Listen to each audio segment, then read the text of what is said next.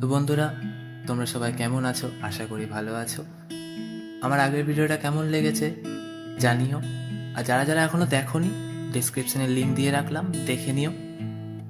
তোমাদের প্রথম ভিডিওতে প্রথম প্রেমের উল্লেখ করেছিলাম না? তোমাদের সবাইকে স্বাগত জানাই আমার চ্যানেলে যদি বলো রঙিন। আজকের ভিডিওর টপিক হচ্ছে প্রথম প্রেম। এই প্রথম প্রেমে পড়ার অনুভূতিটা অসম্ভব সুন্দর একটা অনুভূতি। আশা করি তোমরা সবাই একবার না হলেও পড়েছ। আমিও পড়েছিলাম। সালটা তখন 2020। 18ই ফেব্রুয়ারি থেকে মাধ্যমিক পরীক্ষা শুরু হয়।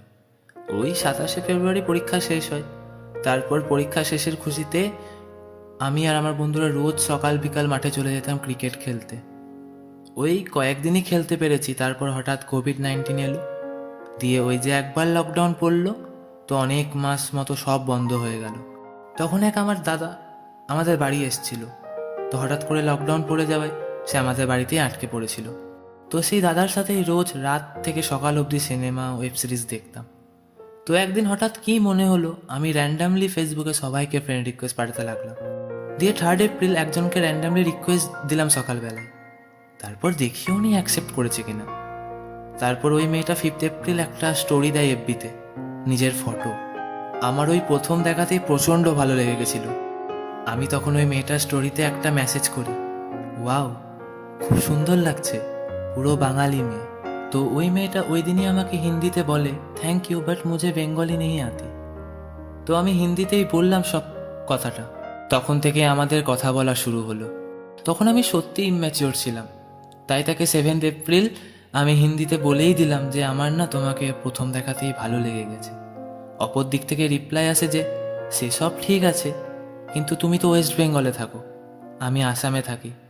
তখন আমার মাথায় একটাই কথা চলছে যে এই প্রথম আমার কাউকে ভালো লাগলো, একে কি আমি পাবো না? তখন আমি আমার ইম্যাচিওর মাইন্ড থেকে বলে বসলাম যে ডিস্টেন্স নট এ ম্যাটার। যদি তুমিও আমাকে ভালোবাসো, আমিও তোমায় ভালোবাসি, তাহলে ডিস্টেন্সটা ম্যাটার করবে না। তখন ওই মেয়েটি আমাকে বলল যে বেশ, 9 তারিখ তুমি তোমার উত্তর পেয়ে যাবে। আমি বললাম যে বেশ ঠিক আছে, কিন্তু 9 তারিখ কেন? তখন ও বলল আমি আমার দিদিকে বলবো, দিদি যদি বলে হ্যাঁ যেতে তাহলেই যাব। আমি বললাম বেশ ঠিক আছে। আমি খুব ভয়ে ভয়ে ছিলাম, কি উত্তর দেবে কে জানে। তো আমার দাদা বলল অত ভাবিস না, অপেক্ষা কর। তাও একটা ভয় তো কাজ করেই না মনে। দিয়ে 8 তারিখ পেরিয়ে 9 তারিখ হলো। আমি বুঝতে পারিনি ও আমাকে 9 তারিখ রাতে 3টের সময় মেসেজ করবে। দিয়ে আমি উত্তেজনাতেই বলে বসলাম, কি গো উত্তরটা দাও। দিয়ে ও বলছে, কিসের উত্তর? যখন কোনো উত্তর দিচ্ছি না তখন তো তোমার বুঝে নেওয়া উচিত, তাই না? আমি প্রচণ্ড ভেঙে পড়েছিলাম, প্রচণ্ড কান্না করে দিয়েছিলাম। তখন ও বলে, আরে পাগলা, কান্না করছো কেন? I love you so much. আমি কিছুক্ষণের জন্য এক জায়গায় আটকে গেছিলাম, মনে হচ্ছে সময়টা যেন থমকে গেল। হঠাৎ আমার দাদা আমাকে নাড়িয়ে দিয়ে বলছে, কি হলো রে তোর? চ্যাট করতে করতে এরকমভাবে হয়ে বসে পড়লি কেন? দিয়ে আমি আমার ফোনটা দাদাকে দিয়ে বললাম, পড়ো চ্যাটটা, জোরে পড়ো কিন্তু। দাদা পড়তে শুরু করলো। যখনই পড়লো I love you so much লাইনটা, আমি জাস্ট চিৎকার করে বলে ফেললাম, তোমার ভাইয়ের একটা গার্লফ্রেন্ড হয়ে গেল। সেই সময় আমার খুশির কোনো ঠিকানা ছিল না, প্রচণ্ড খুশি আমি। তারপর 15 মিনিট পর ওই মেয়েটাকে বললাম, সত্যি বলছো তো? তখন ও বলে বসে, আমি আর কি মানি না এইসব বিষয়ে। আর এতক্ষণ কোথায় ছিলে তুমি, কোনো রিপ্লাই দিলে না যে? তখন আমি বললাম সবটা, যে আমি খুব খুশি হয়ে চিৎকার করে লাফাচ্ছিলাম বাড়িতে। তারপর সে আমাকে বলল, কি গো তোমার উত্তর কি? আমি খুব লজ্জা পেয়ে বললাম, আই লাভ ইউ টু। দিয়ে আমাকে বলল, বেশ, এই 9 এপ্রিল তারিখটা কিন্তু মনে রেখো, যদি ভুলে যাও আমি কিন্তু মেরে ফেলবো তোমাকে। তখন আমি বললাম, ডোন্ট ওয়ারি, ভুলবো না আমি। ও আমাকে একটা রিকোয়েস্ট করেছিল যেন আমাদের এই রিলেশনশিপটা প্রাইভেট থাকুক, কোনো বন্ধু জানবে না। আর আমি তখন ইম্যাচিওর প্রেমিক, ওর কথায় হ্যাঁও বলে দিয়েছি।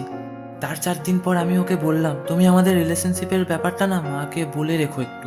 ও পরের দিনই বলেই দেয় মা বাবা ভাইকে। আমার বাড়িতেও জানতো আমার মা দিদি। ওর বাড়ি থেকে আমাকে খুবই ভালোবাসতো, তেমনি আমার বাড়ির লোকগুলোও ওকে নিজের পরিবারের মতোই ভালোবাসতো। আমার মা তো ওকে নিজের মেয়ের মতো করেই ভালোবাসতো। তারপর আমাদের মধ্যে সবই ঠিকঠাক চলছিল। ও বন্ধুদের সাথে লকডাউন খোলার পর ঘুরতে গেছিল, আমাকে সারাটা সময় ভিডিও কলে রেখে লুকিয়ে লুকিয়ে দেখাতো সে কি করছে। লুকিয়ে দেখাতো যাতে ওর বন্ধুরা টের না পায়।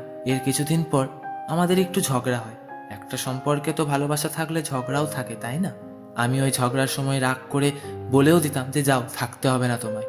তখন সে বলতো তোমার যাওয়ার হলে যেতে পারো, আমি যাব না ছেড়ে। আমার তখন এই কথাগুলো শুনে খুব ভালো লাগতো, খুব স্পেশাল ফিল করতাম আমি। তারপর আমাদের মধ্যে আবার সব ঠিক হয়ে যেত। তারপর হঠাৎ আমাদের সম্পর্কের ওপর হয়তো একটা খুব খারাপ নজর লাগলো। দিনটা ছিল 25শে নভেম্বর। তখন স্কুল খুলে গেছে, ও আর আমি 11-এ উঠেছি। আমি পড়তাম বয়েজ স্কুলে আর ও পড়তো কোয়েট স্কুলে। তো আমাদের মধ্যে 25শে নভেম্বর থেকে ঝগড়া শুরু হয়। ঝগড়াটা চলে 5 ডিসেম্বর অবধি। ঝগড়াটা খুবই ভয়ানক ঝগড়া ছিল। আমি আর সহ্য করতে না পেরে তাকে 5 ডিসেম্বর সকালে বলি I want to break up with you.